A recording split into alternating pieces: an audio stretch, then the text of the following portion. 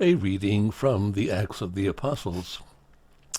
On the day of Pentecost, Peter stood up with the 11, raised his voice, and proclaimed, "You who are Jews, indeed all of you staying in Jerusalem, let this be known to you, and listen to my words. You who are children of Israel, hear these words.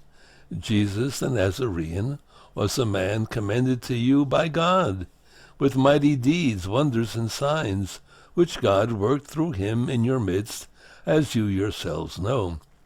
This man, delivered up by the set plan and foreknowledge of God, you killed, using lawless men to crucify him.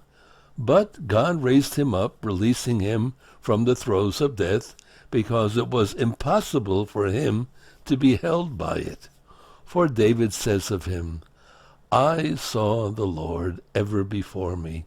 With him at my right hand, I shall not be disturbed. Therefore my heart has been glad, and my tongue has exulted.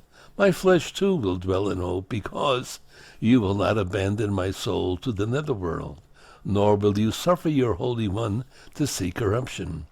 You have made known to me the paths of life. You will fill me with joy in your presence.' My brothers, one can confidently say to you about the patriarch David that he died and was buried, and his tomb is in our midst to this day. But since he was a prophet, and knew that God had sworn an oath to him that he would set one of his descendants upon his throne, he foresaw and spoke of the resurrection of the Christ, that neither was he abandoned to the netherworld, nor did his flesh see corruption. God raised this Jesus. Of this we are all witnesses. Exalted at the right hand of God, he poured forth the promise of the Holy Spirit that he received from the Father, as you both see and hear. The word of the Lord. Thanks be to God.